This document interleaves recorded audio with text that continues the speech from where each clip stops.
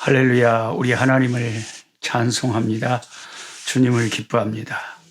하나님 말씀 공부하는 시간입니다. 오늘 2020년 12월 10일 목요일 345번째 꿀송이 보약 큐티 시간으로 요한계시록 7장에서 9장 말씀, 이 세 장의 말씀을 읽고 공부하도록 하겠습니다. 특별히 요한계시록을 해석하는 방법이 네 가지가 있는데 주요 해석 방법이 첫째가 과거주의입니다. 과거주의. 계시록에 있는 대부분의 사건, 우리가 지금 요한계시록을 계속 읽고 있잖아요. 오늘 7장에서 9장 읽는데 이런 인을 떼고 나팔을 불고 이건 막 이런 재앙들이 막 일어나는 것을 보면서 이거는 이미 과거에 다 역사적으로 이미 일어난 일이다. 이렇게 과거주의로 해석을 하는 방법이 있습니다. 요한계시록을 읽으면서 이미 일어난 사건이다. 그 다음에 두 번째는 역사주의로서 계시록을 사도시대부터 현재까지 이르는 교회사 전체의 조망으로 보는 그런 주의가 있습니다.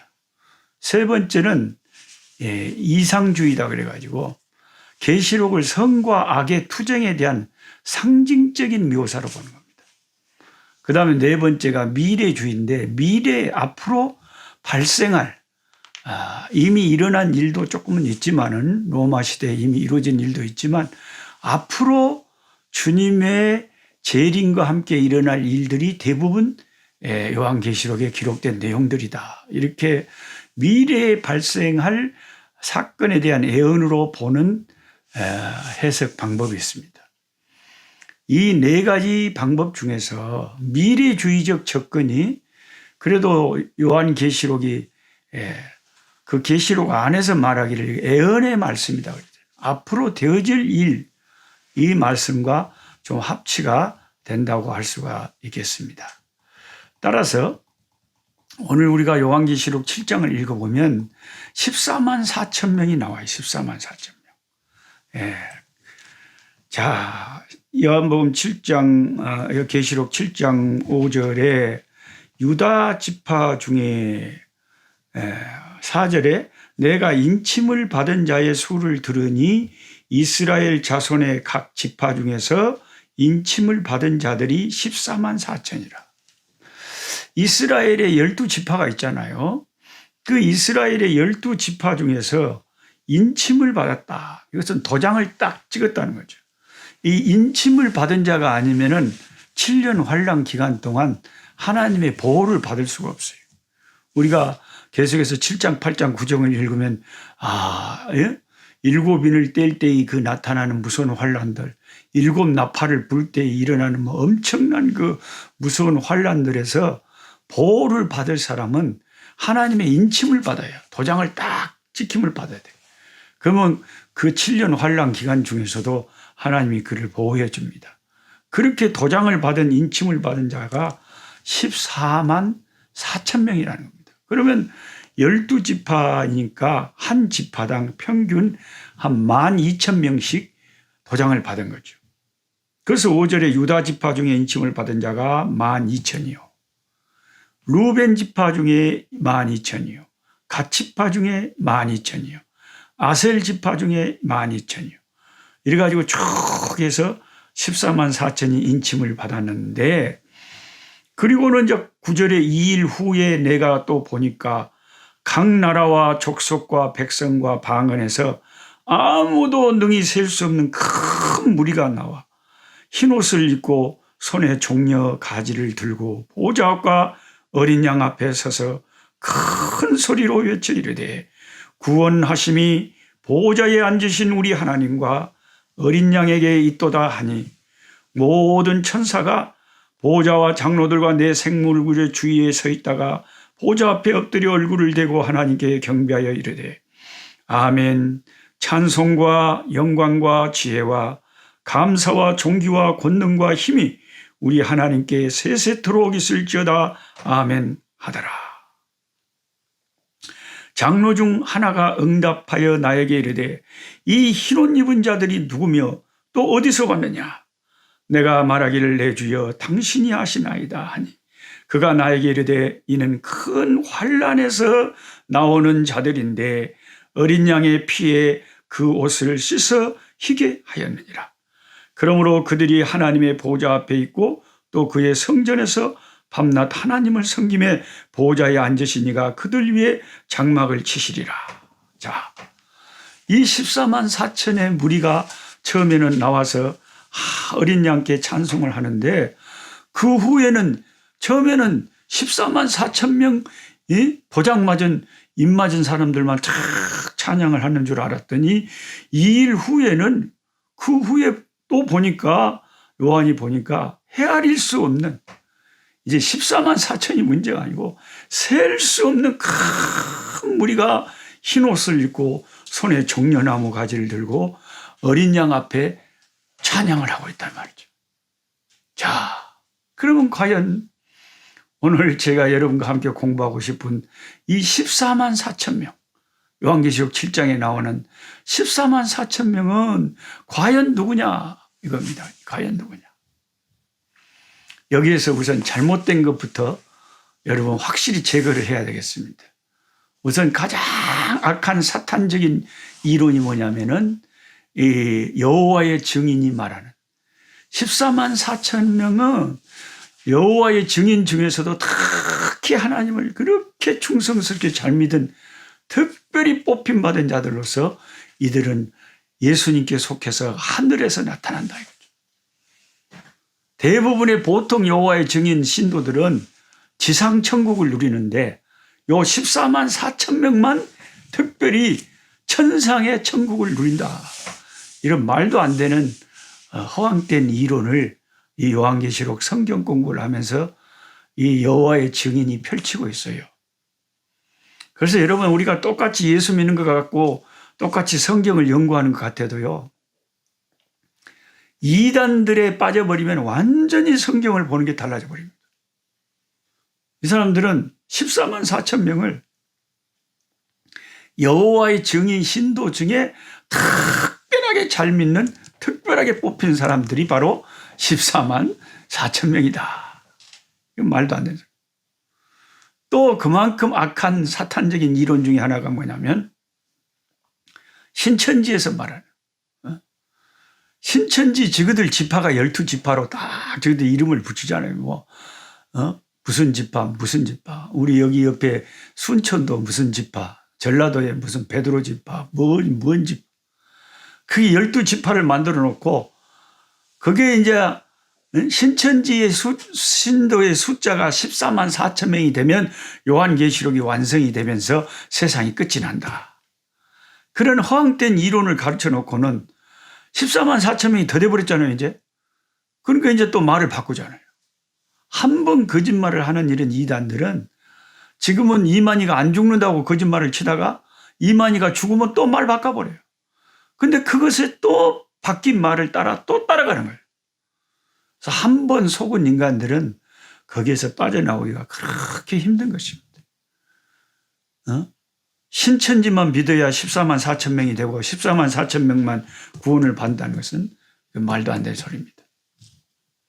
그러면 가장 건전한 이 14만 4천 명에 대한 견해는 두 가지예요. 하나는 제가 대부분 소장하고 있는 요한계시록 해설책에 나와 있는 대부분의 보수적인 목사님들이나 신학자들이 해설하고 있는 대로 요한계시록 7장에 나오는 14만 4천 명은 모든 구원받은 교회 성도들의 숫자를 상징적으로 말하는 것이다. 상징적으로 말하는 것이다. 14만 4천이라는 것이 7 플러스 7, 14만. 그래서 7이 완전 숫자니까 구원받은 모든 하나님의 백성들의 숫자가 14만 4천이고 이 사람들이 우리 하나님을 찬양하는 것이다. 그 후에 헤아릴 수 없는 많은 무리들도 역시 구원받은 사람들이다. 그러니까 앞에 나오는 14만 4천이나 9절에 나오는 헤아릴 수 없는 많은 무리들이나 다 같은 구원받은 예수 믿는 성도들을 말하는 것이다. 이렇게 상징적인 숫자로 구원받은 사람들을 상징하는 숫자로 14만 4천을 보는 것이 가장 많은 보수적인 학자들이 보는 견해입니다. 그러나 제가 좀 마음을 두고 있는 미국의 남침내교 좀 성경을 문자적으로 가능하면은 해석하려고 하는, 가능하면 상징적인 것보다는 말씀하신 대로 가능하면은 보려고 하는 경향을 가진 이런 남침내교들의 견해 중에 하나는 뭐냐면 이것을 문자 그대로 유대인들 중에서 예수를 믿고 나오는 열매들을 말하는 거다 이거죠. 구체적으로 유다 지파 중에서 12,000명, 어느 지파, 유태인 중에서 예수를 믿게 된 메시아닉 주들이다 이겁니다. 그래서 사실 로마서에도 사도 바울이 그런 말을 한 적이 있잖아요. 내가 차라리 하나님의 백성의 명부에서 끊어질지라도 내 백성 이스라엘 유태인들이 회개하고 예수 믿고 돌아오기를 간절히 소망한다고 로마서에 그렇게 말하면서 이방인들이 회개하고 주께로 돌아올 때까지 이 유대인들의 마음이 강팍해졌다가 이제 때가 되면 유대인들도 예수님께로 그 마음을 돌이키게 될 것이다. 그런 소망을 피력하고 있잖아요, 로마서에. 그래서 다니엘서에서도 다니엘을 통해서 하나님이 70일에 동안 사람들이 하나님께로 마음을 향하게 될 것이라고 했는데 뭔가 유대인들이 회개하고 주께 돌아와서 예수의 백성들이 되는 역사가 분명히 있다고 성경은 계속 말하거든요. 그래서 요한계시록 이 7장에 나오는 14만 4천 명을 상징적으로 모든 예수 믿는 사람을 말하는 것이다 라고 보는 견해도 일리가 있겠지만 미국 남침내교 학자들이 보는 대로 존 메가더 목사님의 그런 주석책이나 이런 책을 보면 이거는 문자 그대로 유태인들 중에서 예수님께 돌아오는 첫 열매들이 이 14만 4천 명이다. 이 사람들이 무슨 일을 하느냐? 교회가 7년 환란이 시작되면요. 교회는 전부 다 공중에 나타나신 우리 주 예수님께 휴거되고 없다 이 말이에요. 지상의 교회는 다 휴거되고 없어요. 그리고 이 땅에 7년 환란이 시작된다는 거죠. 이 7년 환란의 기간 동안 이 14만 4천 명의 유대인들 중에 예수께 돌아온 자들이 교회 역할을 한다는 거죠. 사람들에게 예수의 증인이 된다는 거죠.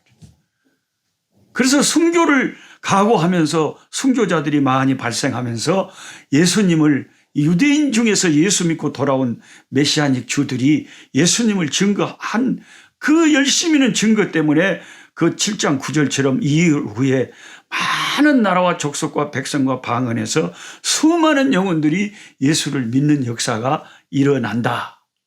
그래서 하나님께서 구원받은 유대인들을 통해서 이 7년 환란 기간 동안 증인으로 삼는다.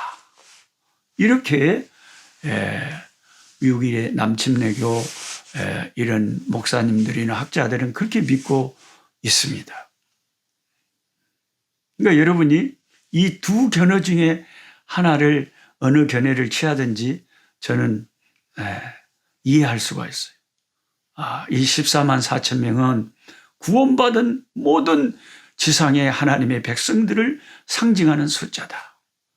그런 보수적인 학자들의 견해일 수 있고 또 아니면 문자 그대로 정말 유태인 중에서 예수께 돌아온 첫 열매들, 예수님을 구주로 다시 믿고 회개하고 돌이킨 그 유태인들이 7년 환란 기간 동안 교회는 휴고되고 없는데 예수 믿은 유대인들이 환란을 당하는 지상의 영혼들에게 예수님을 증거하여 예수를 믿게 하고 그들이 순교의 자리에까지 이르면서 복음을 증거해서 많은 영혼들을 주께로 인도한다.